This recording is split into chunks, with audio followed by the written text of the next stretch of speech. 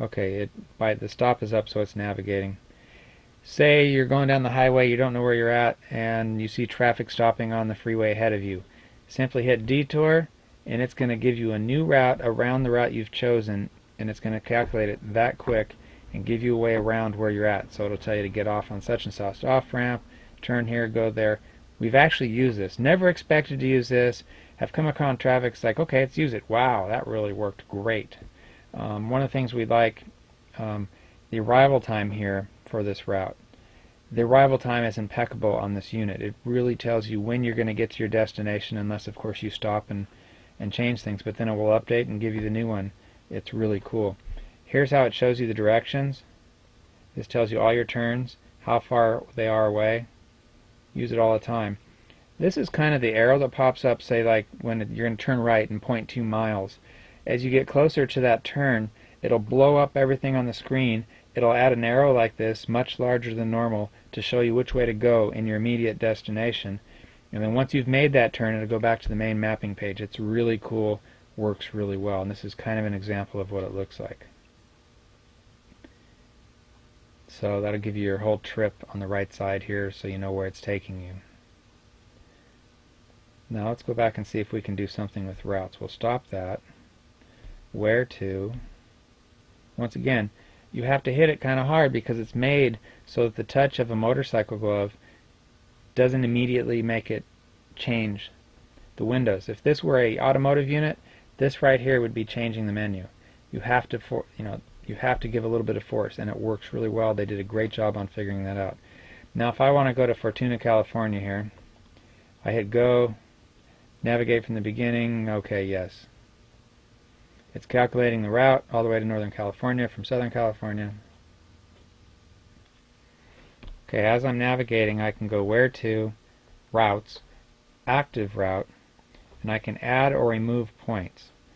So if I want to remove this here, I hit the minus, and it's gone. Should be gone. Remove this point, yes. Okay, now that's gone. And then if I want to insert something in between here, I can browse the map for a place, I can put in coordinates, I can put in intersections, I can put in cities.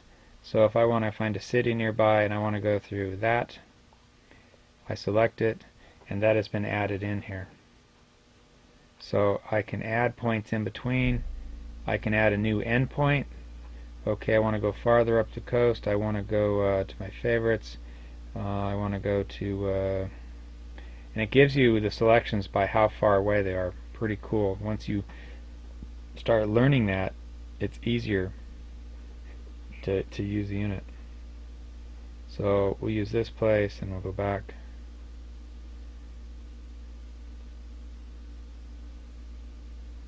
And our new endpoint will be, how about this, whatever it is, select.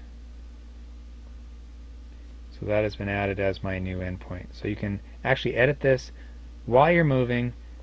Say you want to put something between this place, and you can get to it a number of ways.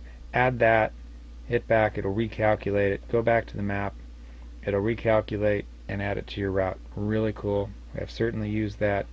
Takes a little bit of getting used to the unit until you can think about, oh yeah, I can do this, and to figure out how to get there. Could be a little easier, but it's not bad once you start learning the unit. So it's calculating the new route with all the waypoints. Takes a little bit longer than just going to a destination.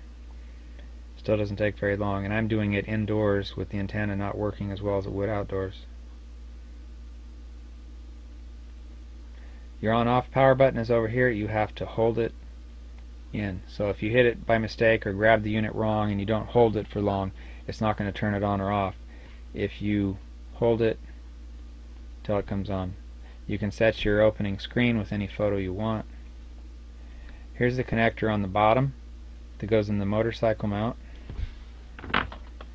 This would be the motorcycle mount. It has a RAM unit on the back here, but simply slides into that, clamps on top very securely, very, very tight. So that's in there. This is a cover for the electrical component. It's to take you, there's a special screw you can put in here with a special screwdriver for some security, say if you leave it on the unit when it's on a motorcycle or something. Our unit, we need to oil this a little bit. It's been in the rain. This doesn't pop up, but you can pull it up. That's the unit it comes with.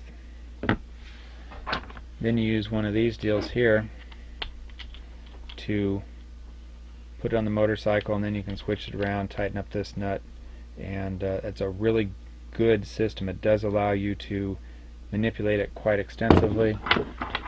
Another way, this is a handlebar mount, say for a dual sport bike. This will go on the bar, this goes on the bottom, and then the unit will come onto this, and you can move quite a bit, but it is very heavy duty for holding this unit.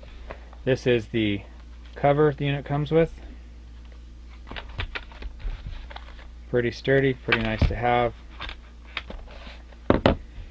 With the unit you get the ram mount kit from Garmin, which has all the mounting hardware, extra screws for doing a number of different mountings.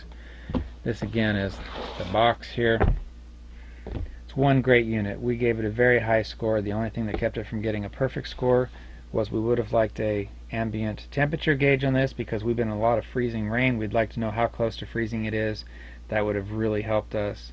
And you know, it's certainly pricey. List is still right under $1,000, so it's going to take a huge chunk out of your wallet, but it is hands down, we feel, the best motorcycle unit out there, and it is complete for automotive and motorcycle use as you receive it. Here is the, let me turn it off so I don't mess it up. This is the bottom. Here's where your USB mini hookup here. Here is your memory card, which you can put your music on and so forth right here. And it closes very nice. You can't even tell that's really there.